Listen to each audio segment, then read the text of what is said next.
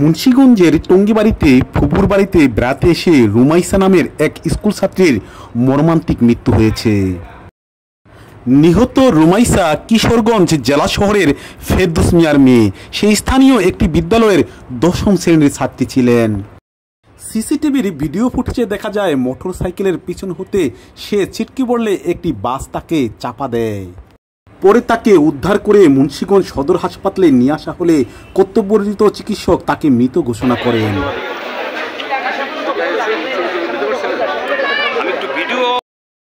নিহতের নিকটাত্মীয় মুক্তা আক্তার বলেন, দুদিন আগে নিহত রুমাইসা তার ফুফু শাহিন বেগমের সাথে ফুপুর বাড়ি টঙ্গিবাড়ি উপজেলার ভোন্ডা গ্রামের মফি হালদারের বাড়িতে বেড়াতে আসেন। শনিবার 29 জুন বিকাল 5টার দিকে ভোন্ডা গ্রামের নিহতের মামাতো ভাই বোনদের সাথে নিহত রুমাইসা লোহজং উপজেলার মাওয়া এলাকায় ঘুরতে যান। সন্ধ্যার দিকে তারা মাওয়া হতে টঙ্গিবাড়ি উপজেলার বালিগাঁও বাজার হয়ে ভোন্ডা গ্রামে তার নিজ ফুপুর বাড়িতে ফিরছিলেন। এ সময় রুমাইসাকে বহনকারী মোটরসাইকেলটি চালাচ্ছিলেন আপন নামের এক ছেলে।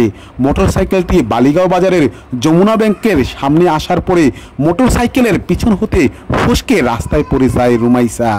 এ সময় ইলিশ পরিবহনের যাত্রীবাহী একটি বাস ঢাকা মেট্রো ব 12-1950 রুমাইসাকে চাপা দিলে সে গুরুতর আহত হয়। পরে তাকে উদ্ধার করে স্বজনরা প্রথমে বালিগাঁও মেডিলাইফ ডিজিটাল হাসপাতালে, পরে মুন্সিগঞ্জ জেনারেল হাসপাতালে নিয়ে আসলে কর্তব্যরত চিকিৎসক তাকে মৃত ঘোষণা করেন।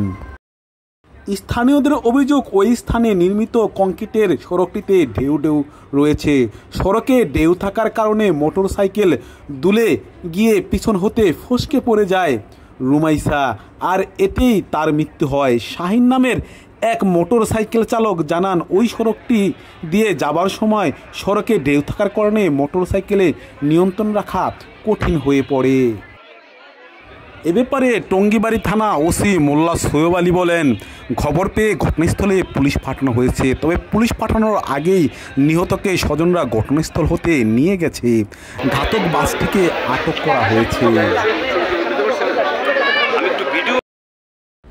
ডেস্ক নিউজ বিক্রমপুর চিত্র, ভিডিও শাহিন খান।